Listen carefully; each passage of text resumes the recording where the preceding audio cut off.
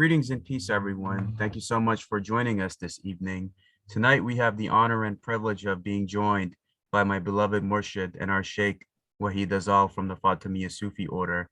So tonight, in our series of educational dialogues and lectures we have been doing, tonight's going to be part 9. And part 9 is basically going to focus on the Bayán, the teachings of the Bab, and what these things that we're seeing where everything has kind of been whitewashed in terms of the Bab and the Bayán and the true teachings of what our Fatimiyya Tariqa teaches us.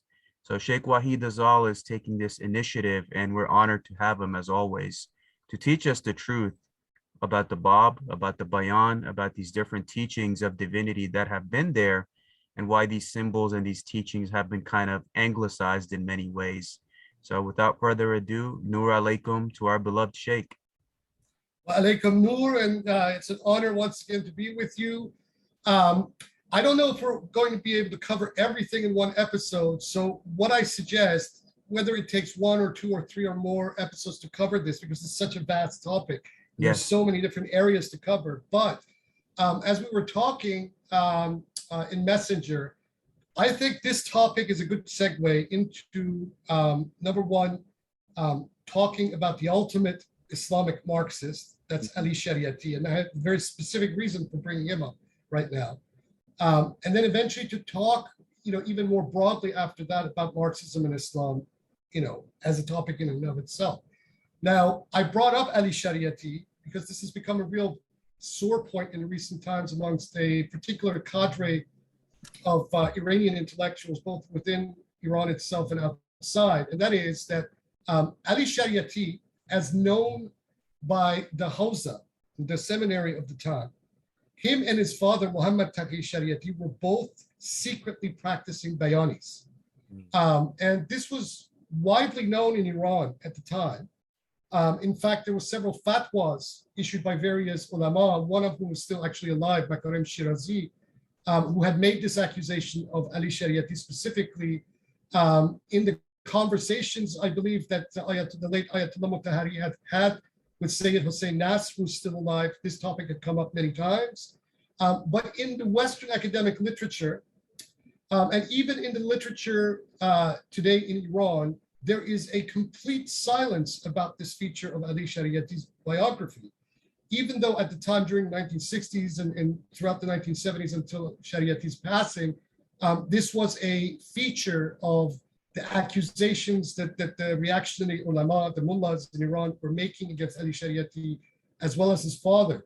Now, from the point of view of the Bayani community, at least those who were alive back in those decades, this was well known that Ali Shariati was a secret Bayani. And in fact, if one reads Ali Shariati very carefully, one cannot miss that what Ali Shariati is basically doing, he is positing a very syncretic but heavily camouflaged discourse where the Bayan, the Persian Bayan of the Bab, it plays a centerpiece, where he then brings Karl Marx and some of the existential philosophers like Sartre, Camus, etc., and also some of the Marxist sociologists that he was studying under in Paris, such as Gurevich, into the broader discussion about reform in Islam as a whole, not just in Iran.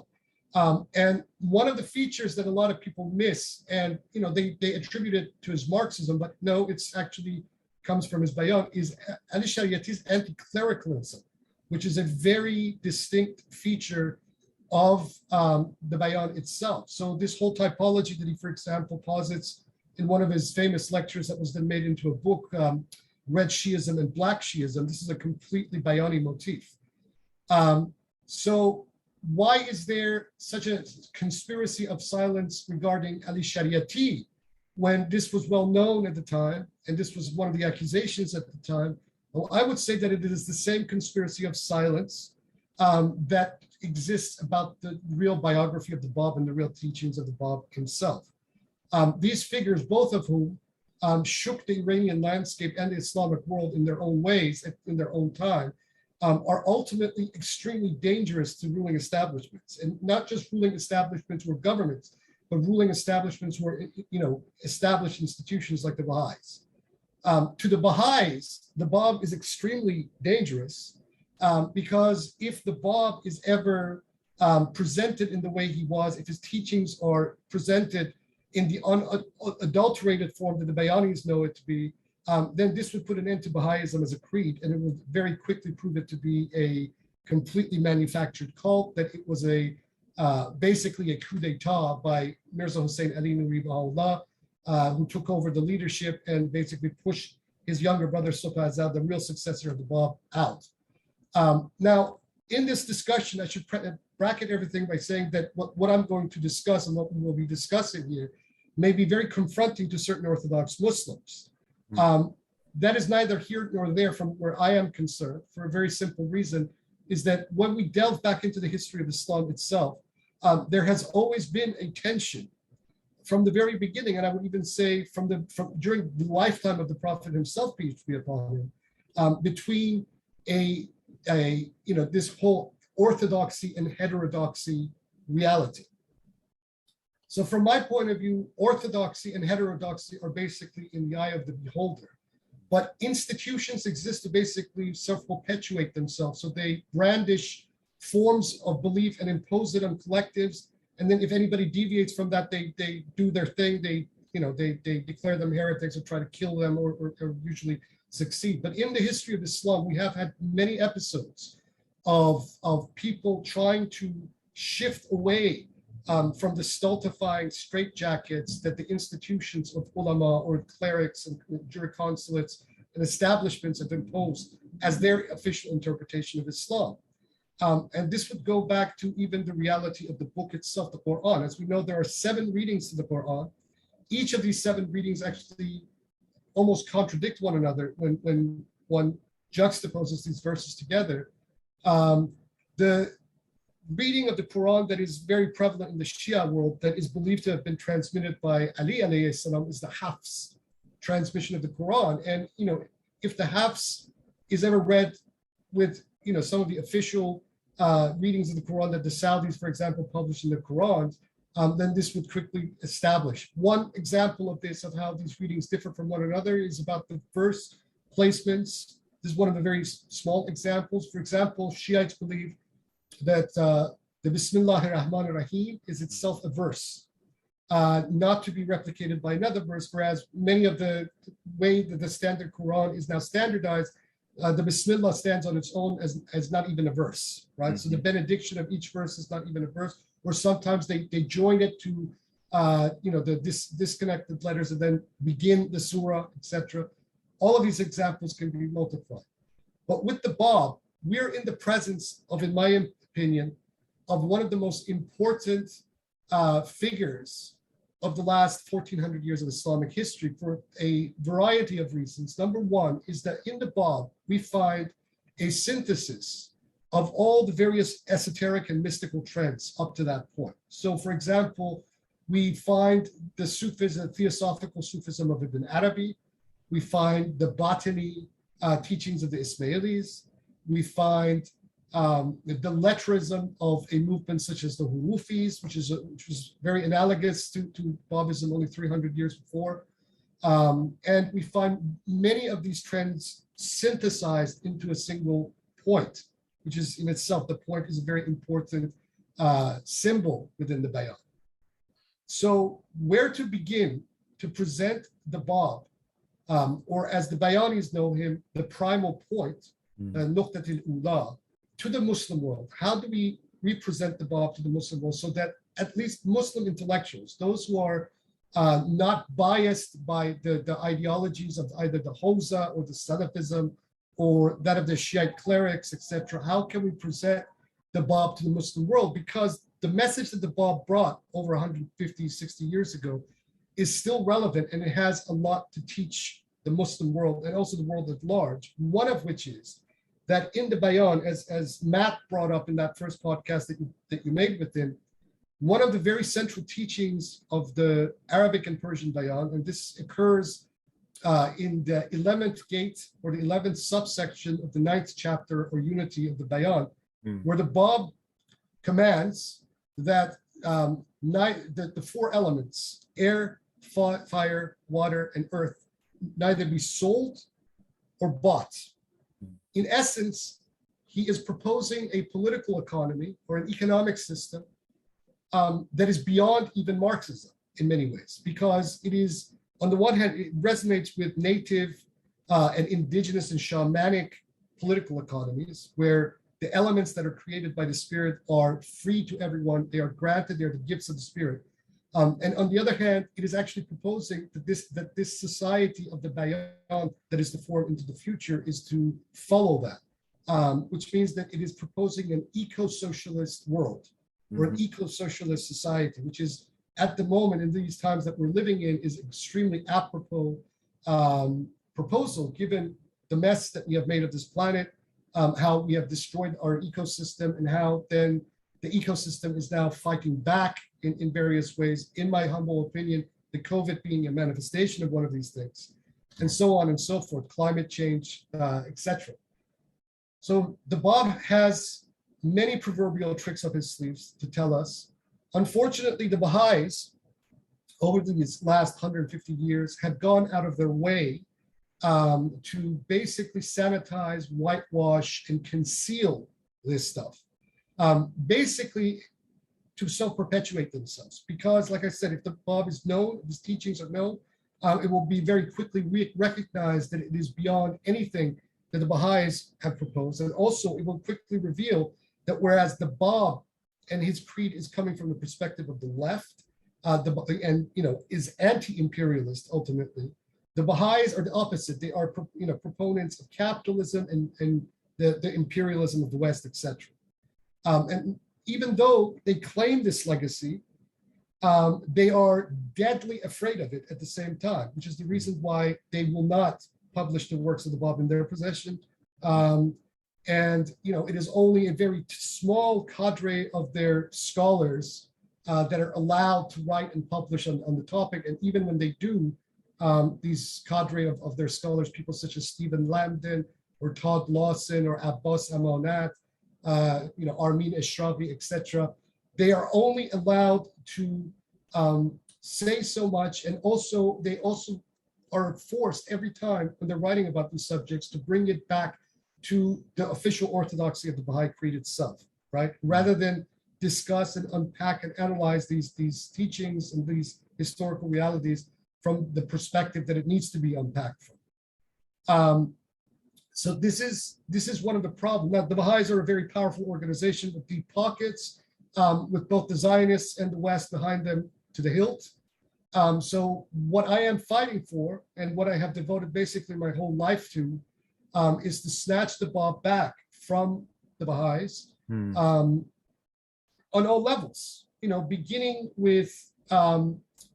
Beginning actually from the very issue of where the Bab is actually buried. Now, the Baha'is claim, for example, that the Bab is presently, the last remains of the primal point are buried in Haifa on Mount Carmel, in that shrine that they built.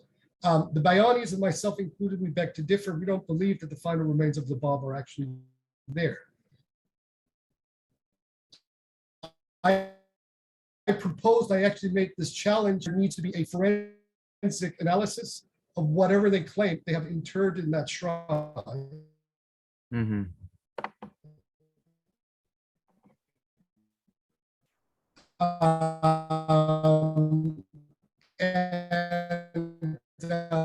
Sheikh, your transmission is cutting off.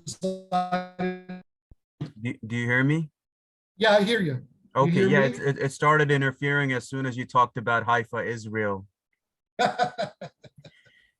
See, for the people that are listening, this isn't a cult war. Sheikh Wahid Azal is right. This isn't a cult war we're in. As soon as you hit those sensitive points, the interference comes in.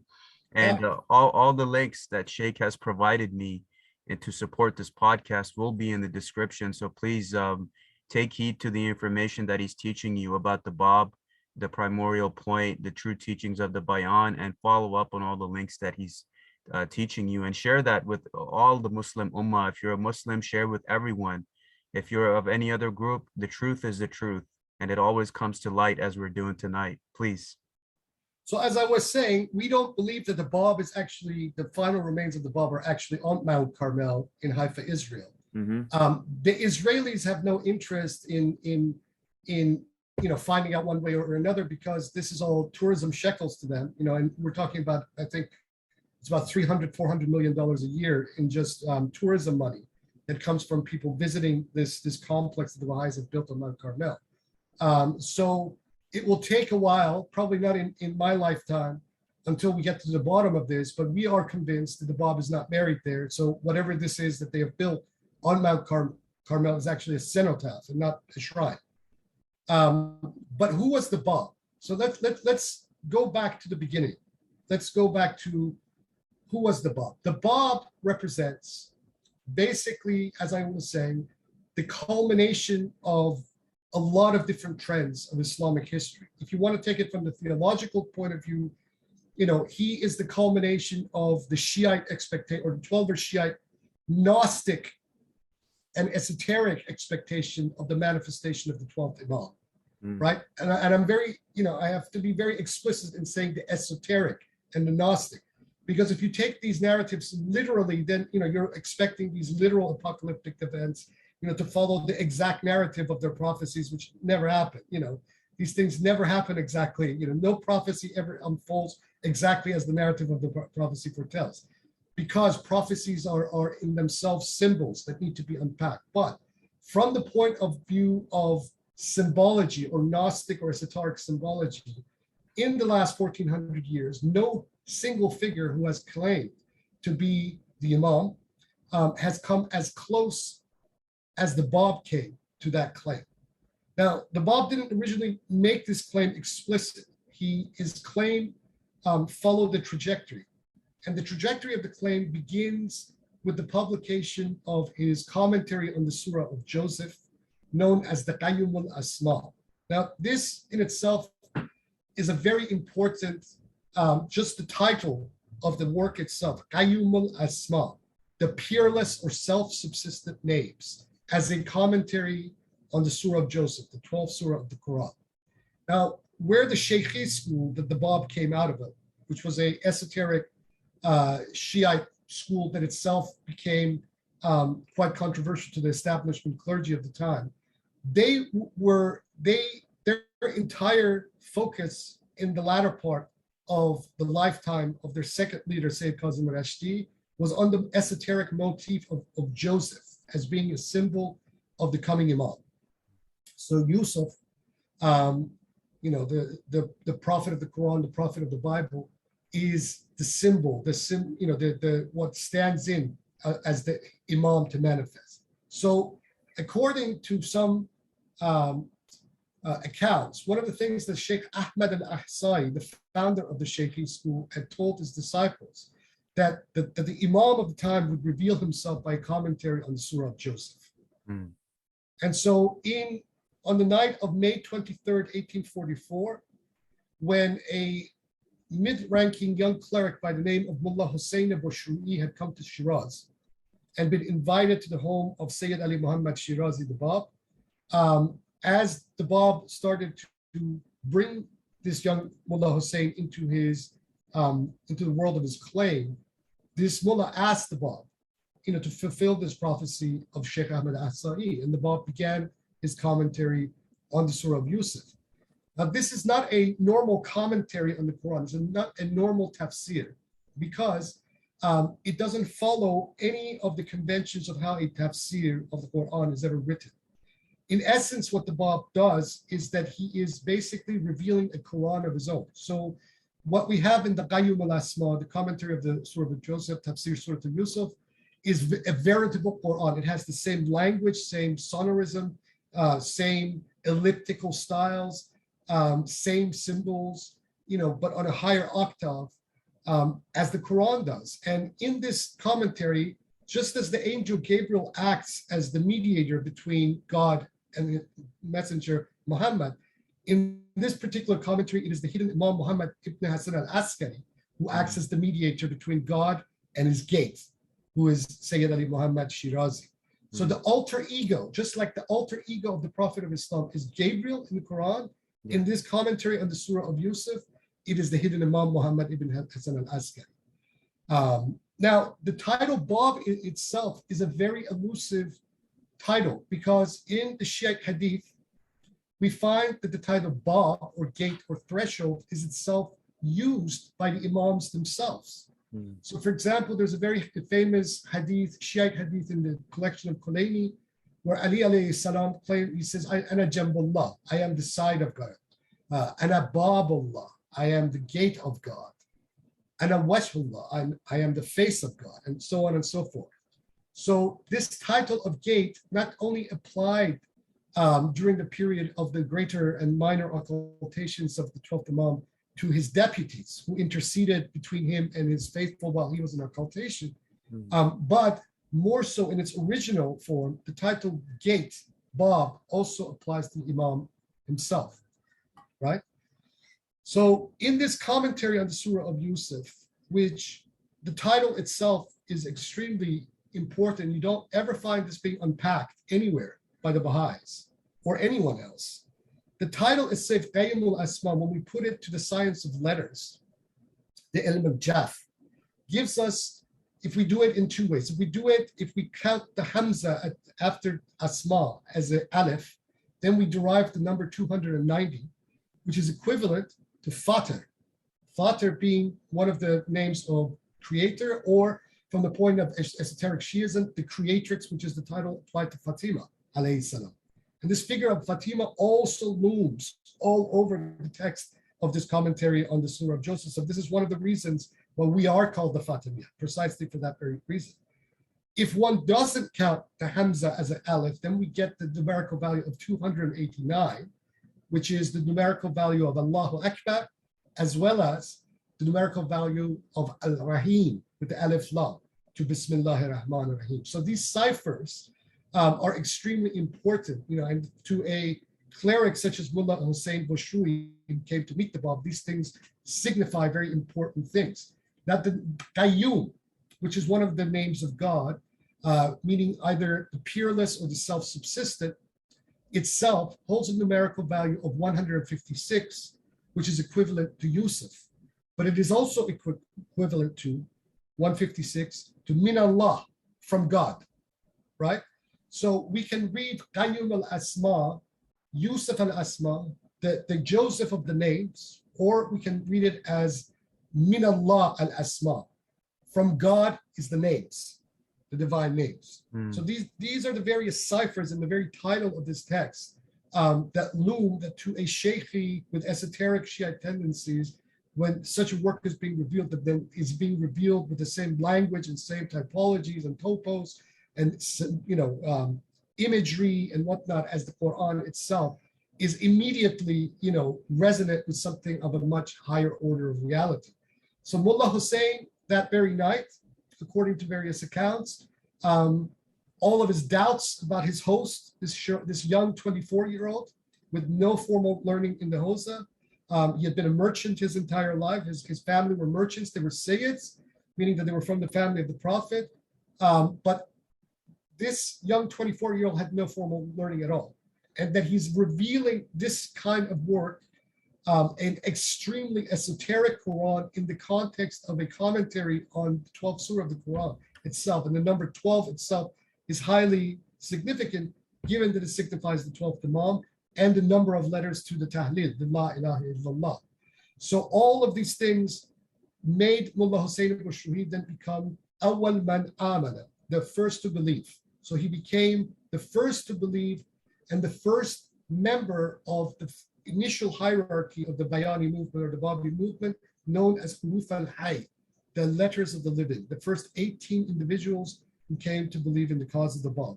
18 itself is the number of Hayy, the living, or alive, life. And these individuals, one by one, from that May 23rd, 1844 period, in the next month or so, all one by one came to become the Bab's initial hierarchy. The 17th member of which is an ancestor of mine, a very important woman who was claimed by the feminists throughout the Middle East as being the first feminist of the Muslim world, Zarin Taj Barakani Qurratul Ain, known to posterity as Tahira. She was my great ancestor. And then the final member was a even younger member than the Bab himself. He was at the time, he was somewhere around 21 or 22 years old, a a seminary student and a cleric in his own right by the name of Mullah Muhammad Ali Farahvashi Quddus, the Holy, who I have consistently claimed to be the return of over the last 20-something years. So this composed the hierarchy of the Huruf-i-Hayy, the letters of the living of the Bab. And this movement comes into being. And then over the next few months, the Bab finishes the entirety of this commentary on the Surah of Joseph, which consists of exactly 111 surahs or chapters to the 111 ayat, verses of the Surah of Joseph itself in the Quran. And the second member of this hierarchy of the letters of the living, a gentleman by the name of Mullah Ali Bastami, then became the courier of the Bab to Iraq, to the Shiite Holy Land, to then proclaim the cause, as it were, to the faithful there. He unfortunately was then arrested and put on trial, and there was a combined Sunni Shia fatwa against him and the Bab. Eventually, the Ottomans got into this and sent Mullah Ali Bastami away, and we presume that he died in the dockyard somewhere in Istanbul, not too long afterwards. All of this created a massive tumult within that area, and especially in the Shiite world. At the time, not many people knew the identity of the Bab yet, because he had commanded his followers not to reveal his actual identity, while he and Mullah Muhammad Ali Farahvashi Quddus then proceeded to the Hajj that year, in late 1844, early 1845. And there are contradictory accounts as to what actually occurred while they were at the Hajj, but there's one account that claims that during one of the days of the tawaf around the Kaaba, that the Bab actually approached the Kaaba at the gate, at the eastern gate, and took the kiswa, the cloth of the Kaaba, and proclaimed his cause right there in the Kaaba itself. Nothing happened.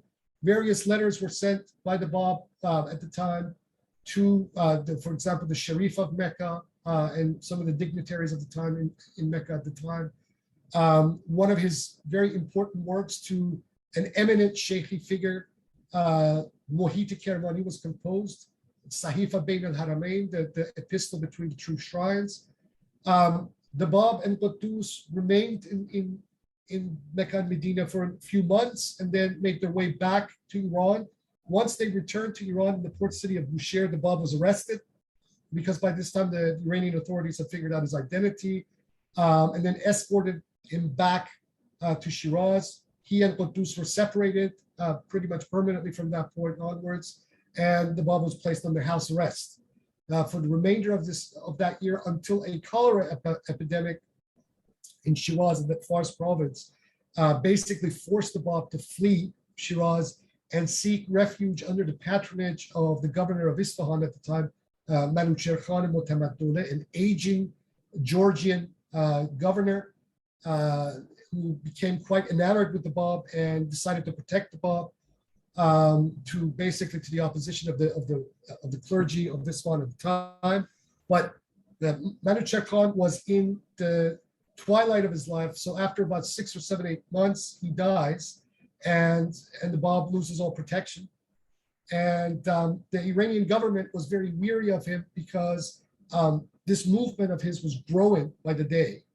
And lots of people were coming into it. By the same token, the establishment, the clerical establishment, mostly, was also stamping this movement down where it could.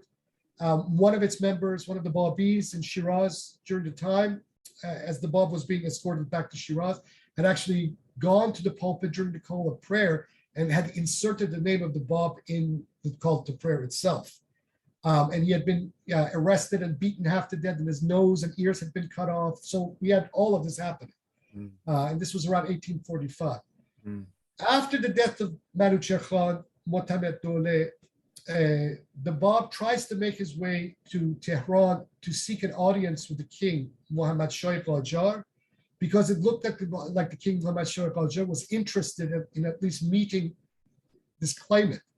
But his prime minister at the time, Haji Mīrzā Yaḥyā, realized the danger of this to his own position, and so ordered the Bab arrested under royal escort and redirected north to this town near the Russian border by the name of Baku. And it was there in the town of Baku where the Bab started to make his claims more explicit, where the Arabic and Persian Bayans were composed, where numerous epistles and other works were written at the time. All of this started gaining momentum. Meanwhile, in Iraq, Tahir Qurat al-Ain, who by this time was being recognized as being the return of Fatima by the Babis, became pretty much the radical leader of the Babi faction in Iraq. The people who congregated around her were subsequently known as the Quratia, and they composed the more radical elements of the Babi movement, all encouraged by the Bab himself. She was eventually banished from Iraq as well, under arrest, back and escorted back to her hometown of Qazvin, to her family home. She hailed from a very eminent clerical family, the Baraqanis. The Baraqanis held two very eminent clerics at the time. One was Muhammad Taqi Baraqani, who was the man actually responsible for the takfir against Sheikh Ahmad Ahsa'i only 20 years previously. And then her own father, Mullah Saleh Baraqani, who is the author of one of the most extensive hadith-based esoteric commentaries on the Quran that we have in position, which is, I think it's over 120, 30 volumes in manuscript at the moment. So Quratul herself was quite a mover and shaker, but her uncle, Muhammad Taqi, who was also her father-in-law, was quite a bigot and would not rest without denouncing the Sheikhs and the Babis in the most vituperative language on a daily basis from the pulpit. Eventually, these denunciations from the pulpit by Muhammad Taqi forced the hand of one of the Sheikhs in Qazvin who assassinated him. And immediately all eyes fell on Quratul Ain and the Babis. So she was then put even under further house arrest, but managed to escape around the early summer of 1848, where the Bab had called his disciples to a conference in a little hamlet in Mazandaran known as Badasht. And Badasht is a very important event. This occurred in the summer of 1848. This is exactly the same period in Europe where we have the summer revolutions occurring, where the overthrow of Napoleon III occurs. We have revolutions everywhere, all over Europe, and the left is gaining momentum. It is the period where Karl Marx and Engels have composed the Communist Manifesto. Same thing is happening in Iran, but in a different form, with a religious contour, and with the Babi revolution that is occurring.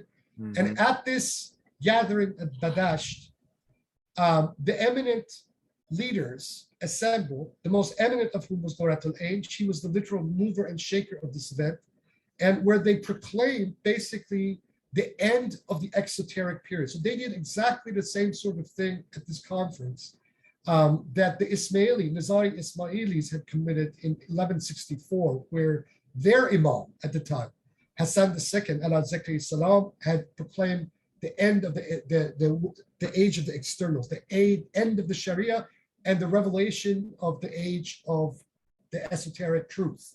And the Babis did exactly the same thing in the hamlet of Badasht. So I have dubbed this event of Badasht as being the Babi dramaturgy of Alamut, because it mirrors exactly the same thing that happened there. So you see these very interesting resonances between the activities of the Ismailis only 800-900 years before and what the Babis were up to now in the 19th century in Iran. And they proclaim basically their independence from the stultifying, fit, straitjacket Sharia of the mullahs. And during this time, as I said, the Persian and Arabic Bayans are revealed. So, for example, the Bab in these texts proclaims the abrogation, for example, of the Salat. He proclaims the abrogation of the Islamic calendar and replaces all of these with different things. So instead of the 12-month calendar that we have, usually what is replaced is a 19-month calendar, which is based on the Dua as-Sahar of the fifth Imam Muhammad al-Baqir. So all the attributes of this dawn prayer that many Shiite Muslims recite every year during the month of Ramadan, this prayer becomes the basis of the new calendar of the Bayán. And instead of the movements of the Salat, what the Bayanis are encouraged from that point onwards is to do zikr instead. So each day of these 19 days of the Bayani month each have their own attributes, divine attributes. So the Bayanis recite each of these names on each day of the month. So zikr replaces the salah. Now I have, if anybody who has read the Fatimiyya documents, that I have brought back a Fatimiyya salat with the same movements that we have in the regular Islamic salat. But all of this was abrogated in the Bayán by the Bab. Now, when we talk about the Bayán as being post-Islamic, we have to be very, very precise in what we say and what we mean by post-Islamic, because a lot of people seem to get the wrong idea of what post-Islamic means. Just as postmodernism is not necessarily a rupture and a break from modernity, post-Islamic is not a rupture from Islam. And this is where the Baha'is have completely gone off the rails when they talk about the post-Islamic nature of their creed. Because what the Bayán represents in every conceivable form is a reconfiguration of Islam based on Islamic motifs. So it is as if the Bab was recreating Islam in a new form, right? And this is all that happened before. It wasn't the first time this has happened, but with the creed of the Bab, the form that this takes is that all of the major motifs of Shiite esotericism and gnosis now become the major elements of the new creed, right? Mm-hmm. And this is also a very important element of the doctrine of the Bayán itself, where every resurrection, right? The resurrection or the qiyamah in the doctrine of the Bab represents the coming of each speaker or each prophet messenger. That is the qiyamah. The qiyamah is not some apocalyptic end of the world, fire and brimstone. It actually represents the coming of each speaker prophet. So the Adam, the Adam of the present cycle was a natib. Abraham was a natib, a speaker. Jesus, Moses, Muhammad, peace be upon him, were all at the top. They were all speakers. So this is a very botany teaching that we have similar ideas in the Ismaili doctrines, classical Ismailism. The Bab makes a lot of this more explicit. So what the Bab is proposing is that, and he uses this very deliberately throughout the Bayán, is that he doesn't talk about Islam as a noun, right? The creed of Muhammad is dubbed the Furqan. Now the Furqan is one of the chapters of the Quran itself. Furqan means distinction. So according to the Bab and in the teachings of the Bayán, the dispensation of Muhammad was the dispensation of the Furqan, the dispensation of the distinction, right? Whereas Islam is a verb. It's something that is encompassing of everything. So Islam never is abrogated because Islam is part of a process that is existential. But the name of the dispensation ends. So dispensation of the Furqan has end. The Sharia of the Furqan is no longer applicable and is now being replaced by a new Sharia or a new ahkam is the technical term the Bab uses in the Bayán, which means ordinances. And that this will also then in turn be superseded by the coming natib of the next dispensation, which Bayán calls he whom God shall make manifest. Man yusrullah. A very centerpiece article of the Bayani doctrine. So what the Bayán and what the Bab is proposing is that there is a cycle of endless theophanies and self-revelations of God that never end. So, for example, one of the bones of contentions of Muslim theology is the issue of the finality of the Prophet of Muhammad, peace be upon him. The Bayán doesn't deny that. The way it explains it is as follows. There are dispensations and then there are super cycles, right? So the super cycle that began with Adam ended with Muhammad, peace be upon him, the code, this is his term, right? And yes, in that trajectory of prophets from Adam to Muhammad, peace be upon him, is indeed the seal of prophets. But since that code has ended, time hasn't ended, a new code, a new greater cycle has begun. And so the Bab is not a prophet, the Bab is a Zuhurullah.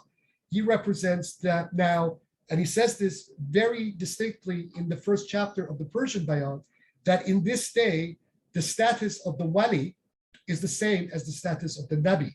So as the return of Ali, his name Ali Mohammed, right? So he takes his name as being a evidence that of who he is claiming to be, right? Therefore, the wali today in this code, in this super cycle, stands in the same status as the nabi.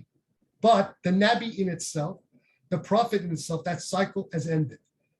So it is indeed, Muhammad was the seal of prophets for the code of Adam, for the greater epicycle of Adam. And a new cycle has now begun, super cycle has begun with the Bab himself, that then will go into the expanses of times, with each natiq or each manifestation that appears being greater than the last, albeit all of them from the first Adam to the last Adam, from the Adam of the last cycle to Muhammad. All of these represent the manifestation of what he calls the primal will, the Mashiatul Ula, right? Which in the technical language of Islamic philosophy is known as Aql Kulli, or the universal intellect, right? Or the first light, or what that hadith means when it says, Awwal khalaq Allah Nūrī, the first thing God created was my light, right? When Muhammad, peace be upon him, is talking. So this is the same light that travels through every eon, or every greater cycle, and every dispensation of time, each time revealing itself to humanity with greater light. So when we go into the doctrines of the Bayán and what that means in terms of the abrogation of a Sharia, is because in the belief of the Bab, every time a prophet messenger appears, right, and abrogates the law of the previous dispensation, the esoteric of the previous dispensation becomes the exoteric of the new dispensation, right? And on and on and on it goes. So that means that the esoteric, the inner realities, the inner truths of the self-revelation of God are infinite and never end. So that we cannot say at any point in history that we have attained the ultimate truth, because the ultimate truth is infinite, and that is with God. But within the plane and trajectory of spatio-temporal time, there is a progressive revelation of this truth to humanity, right? And one of the greatest proof texts of this is taken from the Hadith Kumail. I think we've covered this once before in one of the podcasts, and this is the dialogue between Ali alayhi salam and his disciple, Kumail, where the Bab actually applies the trajectory of this Hadith Kumail to the years of his own ministry.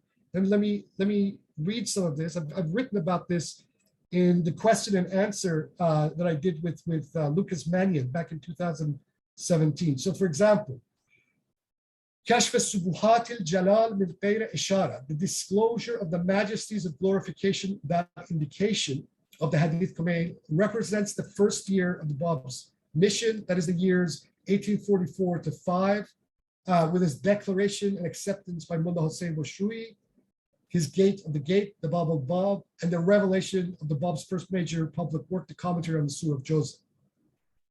Okay, the composition of the 18 letters of the living is part of this, and his travel to Mecca and Medina, etc. All of this is part of the first theophanic sequence of the Hadith Kumail. And in his own commentary on the Hadith Kumail, the Bab states regarding this level, the glorifications are the pure veils of absoluteness, hujubul baht, and the unadulterated transcendental hidden cloud of unknowing, ama al-sarf. And this is the station of the names and attributes, the asma that I referred to in this Qayyim al-Asma, whereby the divine majesty represents the station of the named, i.e. God, from which all attributes are negated. Then the next level, which is the next year, which is 1845 to 1846, represents the theophanic sequence of the Hadith Kumail of Mahfal Ma'hum was Sahbal Ma'lum, the negation of all speculation and the realization of what can be realized. So this is the second year wherein the Bab returns from the Hajj journey, was arrested en route to Shiraz and Bushehr, was brought back to Shiraz under escort, placed under house arrest by its governor, and then publicly made to recant his claim to the Babiyat, or the Geishit, exclusive deputy shifted in 12 Imam at the Masjid al-Waqir, then ordering where the Bab ordered his disciple to destroy all copies of that commentary in their possession and to exercise the discipline of the arcade. Taqiyya until further notice.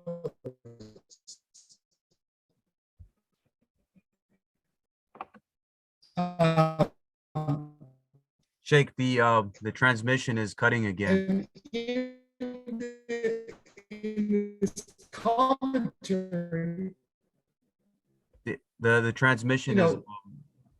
In this commentary, what this station of Mahfal Mawhum Safal Ma'lum, negation of all speculation. Are we good? Yeah, we're good. It interfered again. Please repeat the last 15 seconds what you were saying. Okay, this second stanza, right? The second theophanic sequence of the Hadith Kumail, which is the second year, right? Mm-hmm. Represents then the descent into the discipline of the arcade, the taqiyya. The Bab actually orders his disciples to burn the copies of his commentary in their possession. Thankfully, we have surviving copies, and where a more orthodox doctrine was then set forth as kind of a self-protective mechanism because of the persecution that they were facing. In this sequence, in his commentary of the Hadith Kumail, the Bab states, the negation of all speculation denotes the glorifications as subuhat and the realization of what can be realized as the divine majesty, al-Jalal. And this is the singular reality, al-Haqiqa al-Wahida, with its expressed locutions occurring instead within the world of multiplicity, right? So this is the realm where the veil has been lifted and then the veil comes back again. So, people have had a sneak peek into the reality of the light, and it has dazzled them and it's scandalized them. So in that second year, the veil comes back again. Then we move into the third sequence of the Hadith Kumail, or third theophanic sequence, the Hatak al-Sitr liqulbat al-Sir, the nullificative annihilation of the secret by the victorious rending of the veil off the mystery of the secret. This is the third year, so the year 1846 to 7, wherein following the outbreak of a cholera epidemic, the Bab flees Shiraz, first to Isfahan, briefly finding patronage and protection under its governor, Manucher Khan Gorji Mutamatole. But after Manucher Khan Gorji's death in early 1847, the new government instead handed the Bab over to the imperial court, ordered by the premier and the Babi Antichrist, Haji Mīrzā Abbasi, who had the Bab diverted from his route to the capital, Tehran, to imperial banishment instead at a mountain fortress in the western Azerbaijani town of Malku, which the Bab dubs Jabal al-Basit, the expansive mountain. This is also the year wherein the Bab outright declared himself to be the Mahdi and the 12 Imam in person. Mm-hmm.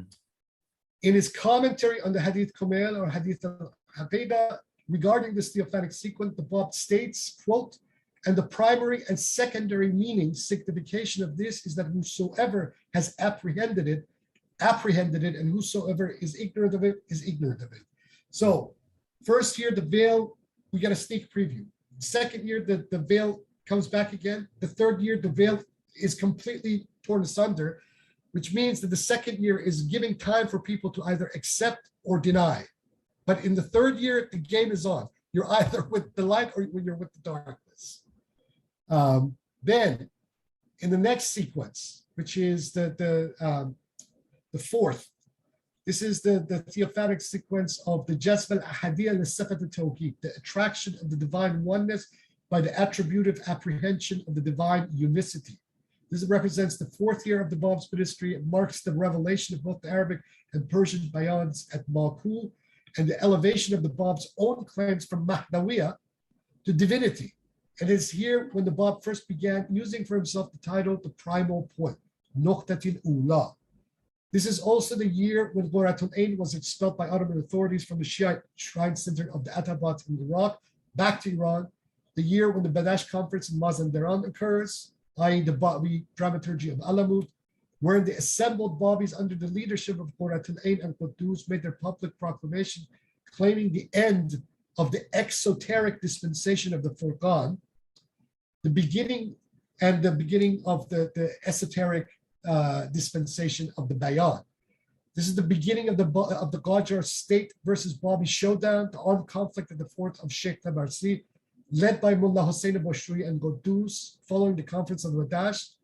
And this is the period when Quddus himself starts to advance his own independent theophanic claims during the siege of Sheikh Tabarsi as the Qa'im. So Quddus, who I referred to earlier as the 18th letter of the living and disciple of the Bab, in this period starts to make claims of his own as the Qa'im, as the ariser. In his commentary on the Hadith Kumail or Hadith al-Haqiqah regarding this theophanic sequence, the Bab states, quote, O Kumail, the exclusive oneness, al-ahadiyah, is your magnetizing attraction, jazibika, towards the divine unicity, ila tawheed, because your visionary witnessing, mashahidika, is in and by God, billah, disclosing therein the coverings and the veils, and the reality of the majesty is in the primal station. The known is in the second, the secret in the third, and the exclusive oneness in the fourth, right? This was the fourth year.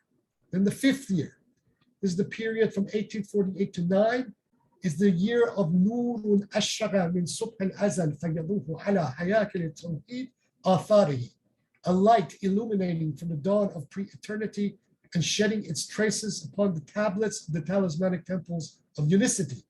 This represents the fifth year, wherein occurs the Bab's trial in Tabriz. This is the trial that was held between the ulama and then the crown prince, Nasruddin Mirza, where they basically brought him to a kangaroo trial and mocked him, and then, beat him, and then sent him back to, this time to Shahriq. His title in Tabriz and Russian diplomatic insistence to the central government of Tehran, and his banishment from Baku to the mountainous prison fortress in the remote part of northwestern Azerbaijan, known as Shahriq, which the Bab dubbed as the Jabal al-Shadid. In this year, the Babi insurrection, and siege at the fort of Sheikh Tabarsi is brutally suppressed by Qajar government troops, with the majority of its participants, including its two leaders, Mullah Hussein Bashri and Quddus, massacred. Most significantly in this year, following the death of Quddus, and in order to console the believers, as Haji Mīrzā Jani Kashani puts it in his Tuhfatul Kaf, was the appearance or the theophanic manifestation, zuhur, of Mīrzā Yaḥyā Nūrī Ṣubḥ-i-Azal, the dawn of pre-eternity, who at the time would have been about 18 or 17 years old. And his appointment as the Bab's mirror, Marat, and Vicar, Wasi. In his commentary on the Hadith Kumail regarding this theophanic sequence, the Bab states, quote, his, namely Ali's intention, upon him be peace, is that he, Kumail, apprehend the appearance or elucidation, Bayán, of the stations of theophanic manifestation, zuhur, of the divine activity, al-fil, and its traces. The dawn of pre-eternity is Ali himself, upon him be peace, and the son of pre-eternity, al-Shams al-Azal, is Muhammad, peace be upon him. And what pertains to Hussein, upon him be peace. And what illuminates, Ashraqa, indicates the Imams, upon them be peace. And the light, An-Nur, is Fatima, upon her be peace. And the talismanic temples of unicity, Hayakil Tawheed, indicates the prophets and their inheritors, Al-Anbiya wal-Awsiya, and its traces, Atharahu, is your station, and the station of the true believers, or the Shia, Maqamika wa Maqam al-Shia, unquote. In his 7 proofs, Dala'il al-Saba, the Bab there corresponds to specific theophanic sequence to the 5th verse of Imam Muhammad al-Baqir's Dua al-Sahar, the dawn prayer, also known as Dua al-Baha, wherein the attribute of light is specifically invoked. And here he says it relates to the Prince of Martyrs. So the Nur, the attribute Nur, refers to, say, the Shuhada, namely Hussein, alayhi salam. Now, Hussein, the name Hussein, in abjad numerology, holds a numerical value of 128, which then, when multiplied by itself, that is 128 times 2, equals 256, which is numerical value of Nur, light. In the paragraph just above it in the 7 proofs, the Bab relates the 5th theophanic sequence of the Hadith Kumail, Hadith al-Haqiqah, to the 5th year of his ministry, which at the time of writing the 7 proofs had not yet occurred. it is generally presumed that the seven proofs was composed somewhat around the latter part of the fourth year. Here he tells the recipient of this treatise that if he, i.e. the Bab's addressee, does not become perturbed or confused in the coming fifth year, he, the addressee, shall behold the light illuminating from the dawn of pre-eternity, which refers to Ṣubḥ-i-Azal, the successor. And the final theophanic sequence of the Hadith Kamil, فَأَتَفِ السِّرَاجِ فَقَدْ تَلَعَ الصُّبْحِ, extinguish the lamp, for the dawn had indeed arisen. This represents the sixth and final year of the Bab's ministry, which is from 1849 to 1850, and is marked by the rise and establishment of the vicegerentship or wilaya or mirrorhood, Meratia, of Ṣubḥ-i-Azal over the Babis, and the martyrdom or execution of the Bab himself by firing squad in Tabriz on July 8th, 1850. For some reason, the Baha'is have this as July 9th, but the date is when you look at it with the Islamic date, is actually July 8th. In his commentary on the Hadith Kamil, Hadith al-Haqiqa, regarding this theophanic sequence, the Bab states, quote, the intent here in this, O Kamil, that in extinguishing the lamp, which is your mind, your soul, and your spirit, treads within the darkness, there may dawn upon you the subtilized heart flux, fuad, right?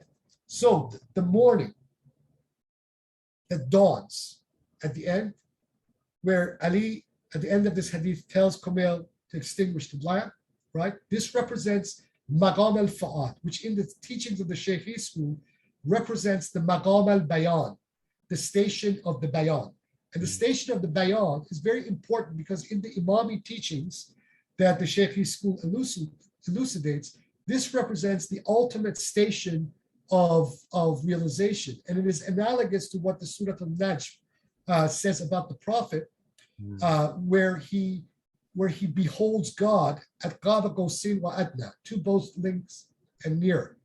And in that surah of Najm, right, the Prophet himself in that surah says, Ma kadib al-fu'ad ma ra'a, the heart or the blaze flux, rather, does not lie regarding what it sees. So this is the Maqam al-Fa'ad, which is the Maqam al-Bayan, is the highest station of esoteric and spiritual realization. And this is one of the reasons why then the Bab names his creed the Bayan, because it represents the highest stage. Now we also find an echo of this in the Surah Al-Rahman of the Quran itself. There's a very many interesting commentaries have been written about the surah, but in Surah Al-Rahman, the 55th surah of the Quran, Bismillahir Rahmanir Rahim, in the name of God, the compassionate, the merciful. Ar-Rahman, the compassionate. Alam al-Quran, God taught the Quran. Khalaq al-Insan, and created humanity. Alamahul Bayan, and taught him the Bayan, right? And these are some of the proofs, the scriptural proofs that the Bayani texts bring forth about the reality of what the Bayan is supposed to represent from a theological point of view. This Surah Al-Rahman, the 55th surah of the Quran, is a very important proof text. The very word Bayan itself, which occurs only 5 times throughout the Quran, is also important. One of it, which I just read from the Surah Al-Rahman.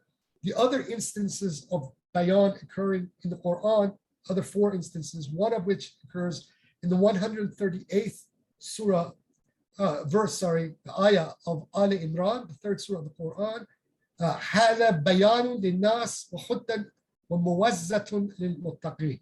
This Quran is a clear statement or enumeration, elucidation, clarification unto all people, and a guidance and counsel unto those reverent or made certain of the reality of God.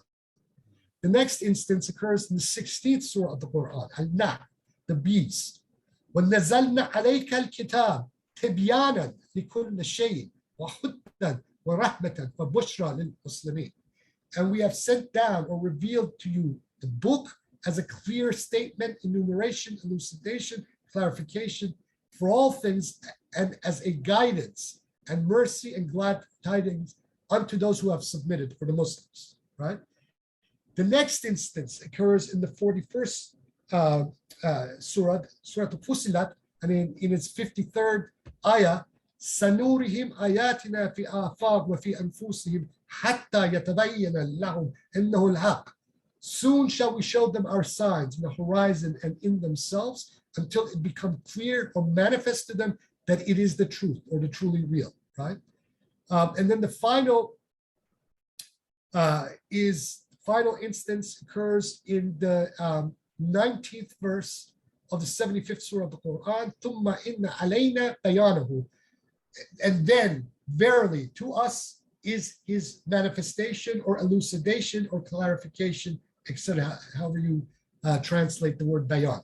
Now, it is very interesting that this word occurs 5 times in the Quran, because the number 5 is the numerical value of Bab.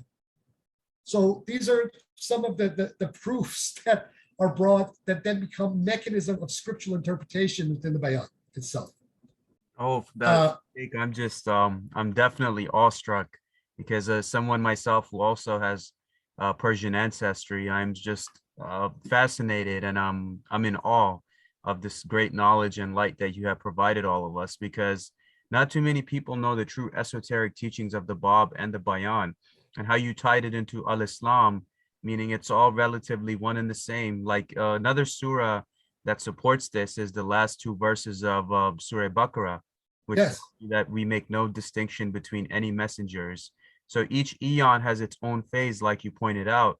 And this is a discussion I was having with one of my Sufi friends earlier. He's from the Qadiriya Tariqa, and he was telling me about the Muhammadan reality, that when that light was made, all the 240,000 prophets and everything, all the teachers that came, were all a manifestation of that same light. And Same one. it's the same exact thing. And that's what you pointed out about the Bayan and about the Bab, that many people said that you're going against Islam. I mean, this is in alignment with Islam. Those people, This is Islam. they don't It know. is Islam. It is They don't Islam. know. You pointed it out in a very beautiful and vivid manner, which I feel great listening to you. Alhamdulillah. Well, I mean, the knowledge is the Bab's, and all credit to him. And just let us not forget, he was a young man. He was only 24 years old. He was a child practically when all of this, that to have that kind of knowledge and then to inspire this many people. I mean, the numbers we will probably never know, but it is estimated that at least a third, if not more, of Iran during the years between 1844 and 1850, 1851 or so had converted or had become sympathizers of one form or another. One figure, although this figure has been disputed, is that during the years from 1848 to 1851, where the Babi insurrections happened, that about 20,000 Babis lost their lives at the hands of the state and clergy, who were determined to stamp them out. And from what we understand about from what the European chroniclers and diplomatic dispatches gave us, the brutality of the state and clergy against these Babis was on an unprecedented level. For example, one of the things that they would do, they would not only seek to kill these people, but also humiliate them. So we have one very prominent one that someone actually even depicted, where one of the Babis was punctured with holes, with candles placed into the holes of his skin, right? Where these candles were then lit and then forced to walk through the streets as the candle lit, and then forced to walk through the street until the pain would kill it. People's heads crushed. Just the viciousness of what the clerical establishment and the Qajar state did was unprecedented. And these are not exaggerated, a lot of these accounts, because they're coming from many different accounts, not just like, for example, the British diplomatic accounts, not just from the Belgian diplomatic account, but also from the Russians and many other, and also people on the ground who were writing and documenting what was going on. And these things should not be forgotten. And if indeed 20,000 people were killed, during only a 3 or 4 year period, that means that there was a substantial threat to the establishment, the ruling establishment of the time. Now, in these times, some of the biased scholarship that is coming out of Iran itself, right? That is in many ways very weirdly is using Baha'i sources as a way to address what happened. They like to equate the Babis with Daesh and terrorism. But the fact of the matter is that the Babis and these Salafist terrorists couldn't be more different, because the doctrine of the Babis was esoteric. So if you want to make the comparison between the Babis and the Ismailis of the time, fine. And also the Ismailis practiced violence against their political enemies. But the comparison between the Babis and these, these Takfiri lunatics doesn't hold. But this is all part of a way of trying to discredit, because even today within Iran, there is great interest in this. And the clerical establishment, the Hausa in Iran, still looks upon the Bab as one of the greatest threats to it. So they have spent this 100-something plus year going out of their way to try to, discredit the Bab, discredit the Babis, ridicule them. And in many ways today, and I've been saying this for over a decade now, the Baha'is and the mullahs of Iran are actually helping each other out in trying to suppress the Bab. And this is a very bizarre situation because, each of these camps, at least publicly, calls the other one the enemy. But the fact of the matter is that they're actually cooperating with one another in suppressing the Bab. And this, kind of manifests itself in very bizarre ways, especially in the world, in the insane world of cyberspace, where, for example, you have an entire Reddit subreddit list on that Reddit platform claiming to be an ex-Baha'i subreddit. Its moderators are, two of them are based out of Iran itself, and they're just, unashamed anti-Babis, with another one based out of India with pro-Iranian regime sentiments. And they are encouraging ex-Baha'is, these are mainly Americans who have left Baha'ism, to basically engage in the polemics and the demonization of the Bab that the host of the Shiite seminary engages with. And they don't want any part of this esoteric, and Gnostic and left-wing and political angle of the Bab known by anyone.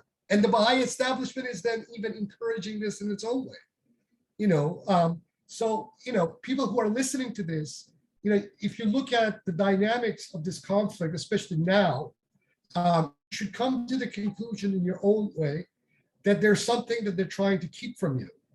And why is that? Well, maybe because what the Bab represents and what these early Babis represented is a threat to these establishments, because this doctrine is powerful, but moreover, the story is very powerful. I mean, in just 6 years, from 1844 to 1850, with his execution, the Bab composed an estimated 55 plus volumes of works. He was just constantly writing, answering questions, composing works of his own, writing this, writing that. And some of this is the most sublime esoteric doctrines I have ever read in my life. But also the stylism of this stuff is of a real, it's on a level, higher. I mean, I love Ibn Arabi. I love some of these, great Sufi mystics, whatnot. But the style that the Bab brings, it is as if the Quran has just basically ruptured out of its 2 pages, out of itself. The Quran has ruptured out of itself and is now articulating everything that preceded it. So all of these great esoteric and Gnostic and philosophical doctrines are being now articulated through the language of the Quran itself via the mouthpiece of the Bab. You will not find this with any other figure. And all of these figures of the past, these great heresiarchs, whether we're talking about Fazlullah Astarabadi, the great Ismaili figures, their dais, and these wonderful Ismaili philosophers of the medieval period like Nasr Khusro and Abu Yaqub al-Sajistani, all these great figures that we've had over the last 1,400, 1,500 years. Sufis, Hallaj is another one. None of them, in my opinion, from years of reading these texts, even reach that level of sublimity. I mean, the Bab, when you read the Bab, when you start to read the Bab in the Arabic, he just basically takes you into his world. You know, reading the Bab becomes an initiatic endeavor, right? And especially if you are tooled up with knowledge of the science of the letters and numbers, and read these texts, not just from the point of view of the emotion of it, but also from the point of view of the higher intellection of trying to find the hidden messages that are coming out of these texts.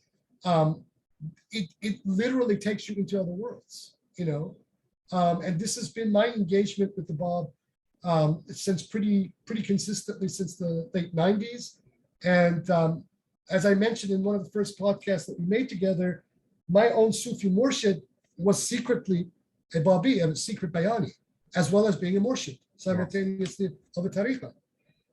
And he had no problem with that. And he, you know, revealed to me that there were many Azali Babis, many Bayanis in Iran, that both as a form of self-protection, but also as a form of spiritual outlet, because of the persecution of the mosque and the seminary against their community, found their way into the Khanaqah, into the Sufi orders, and they were completely embraced by the Khanaqahs, because, you know, the Sufis, you know, they're not heresy mongers. I mean, you occasionally get some Sufis who are, but by and large, the more Qalandari cultures of Iran and Pakistan in the Khanaqah and the Tekkes embrace people like that. This is why how the Ismailis, also after the fall of Alamut at the hands of the Mongols, found themselves into the Sufi orders.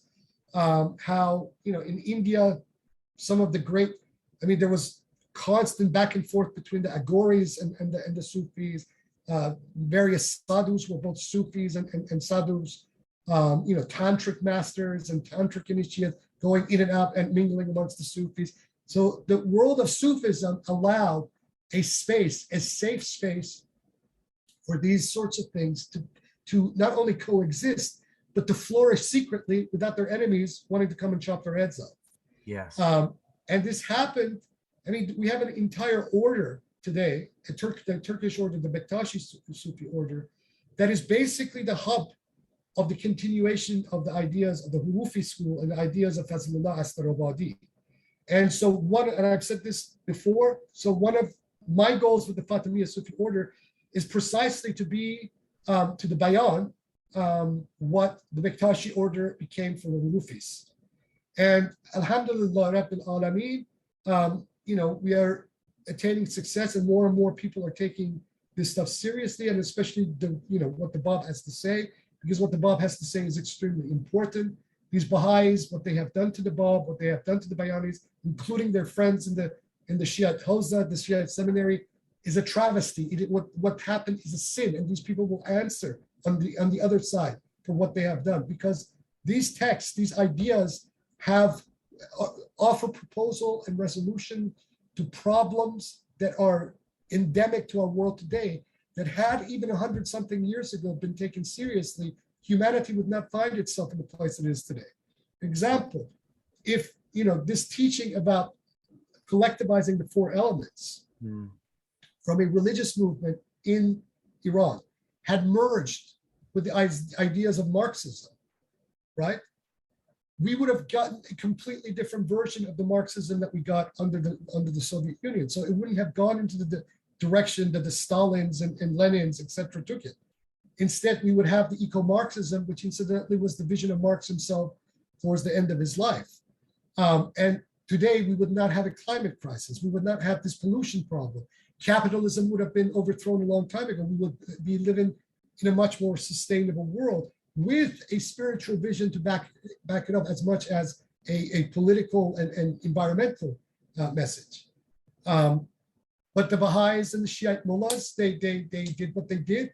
And so humanity moved into this direction where now we're looking and looking down a cliff to possible environmental Armageddon, you know. So, and I believe, you know, the good Lord allows humanity to make mistakes, right? But also offers the solution if humanity grabs it. You want to fail? Okay, fail. There's the cliff. Keep going until you fall off of it. But there is a solution, and this is here. And just like in the teachings of alchemy, right? In the teachings of alchemy, it is said that the greatest secrets of all are kept in the lowliest of places, right? Right. So a movement of the 19th century, the millenarian, chiliastic, very heterodox, almost, completely blasphemous to the establishment orthodoxy, has the solution today for what ails our humanity on the economic and political economic front and environmental strategy. If we can create societies, sustainable societies where none of the four elements, which basically is inclusive of everything on this earth, are bought or sold, humanity can not only create that sustainable society, but then can make the leap beyond it into technologies that we have not even conceived yet, right? Technologies that may be even organic rather than mechanical, right? All of these, our own development has, in my opinion, been arrested as a species because of the interference of these Dajjali, whether from the side of the mullahs or from the side of the Baha'is, and similar in Western imperialism, let us not forget. Now, this all could have changed given the career of Dr. Ali Shariati that I referenced earlier, because Ali Shariati was not working towards what then unfolded as the Islamic revolution of Ayatollah Khomeini. What Ali Shariati was very careful and diligently working towards was actually a Bayani revolution. He was very careful and he camouflaged his real intentions, but those who knew him knew where he was going, because he actually wanted to bring this very thing about. He wanted to bring the revolution of the Bab and the Babis to its culmination. The revolution that actually then in 1905 and 1906 actually managed to curtail the excesses of the Iranian monarchy and also the clergy during the Iranian constitutional revolution, because that Iranian constitutional revolution, this is a very important point, was literally masterminded and triggered by the Bayani community of Iran.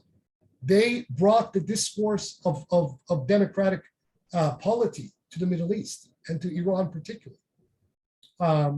And also this was interfered with and stopped dead in its tracks. By who? By the Russians and the reactionary mullahs. Until we come to the time of Ali Shariati, who then diligently tried to work towards that end. And he was interfered with by who? By the Iranian clergy and by the deputy head of Savak, Parviz Sabati, who was a Baha'i. So again, we see these forces cooperating together each time to try to arrest these things and stop humanity from going in the direction that the Lord of the universe itself wishes humanity to go towards. There's a lot more that I can say. I think the next part of this podcast, we should talk about what happens after the Bab, which I sort of reference right now, and talk about Ṣubḥ-i-Azal, the Bab's legitimate successor, the first primal mirror of the Bayán, who is to the Bayanis what Shiites would consider Ali as, the viceger.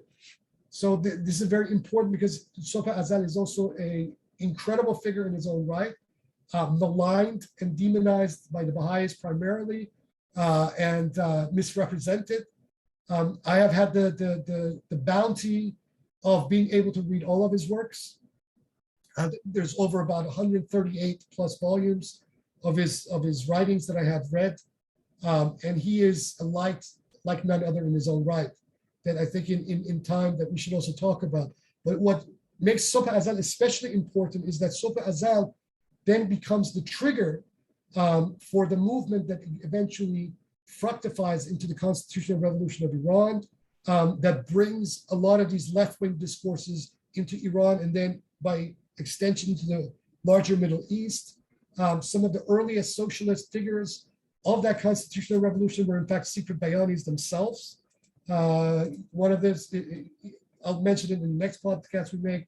So this Islam and Marxism discourse and narrative and historiography cannot proceed without us talking about the Bayán and the Babis and the Bab and Ṣubḥ-i-Azal and the believers of the Bayán.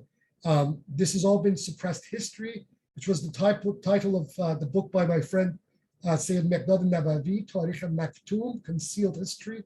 But luckily, there are now people such as my friend Seyyed Nawawi and others who are beginning to work in bringing forth these narratives out revealing what really happened. We have our enemies. There's a lot of people, not a lot of naysayers out there in Iran and abroad. But the fact is that where the documentation and the sourcing and the archives and the truth of history is concerned, we can prove our case time and time and time again to the satisfaction of anyone. The thing is that we have to push back against these agendas, and these agendas exist in Iran, they exist in the Western university system, in the media landscapes, etc. that we have. But I believe that the Bab and the Bayanis, Ṣubḥ-i-Azal, and even the Bayanis of the generation during the 20th century have a lot to say to the world, and they should be listened to. I don't think it is it is an agenda for us to want to convert everybody. I think that time is gone, but we want to be heard because we have something to say. And what we have to say, I believe, from people who have heard what we've got to say, it is something important that humanity needs to hear. So that maybe collectively we can make that turn together. Of course, Sheikh. And, honestly, the information that you taught us tonight, I didn't even know all of it, which goes to show, even for those that are initiate of many paths, how suppressed the Bab really is. But in reality, Allah is the best of all planners. So as much as the enemy and these agents of chaos try to suppress the Bab and the Bayan, the truth eventually comes out to light.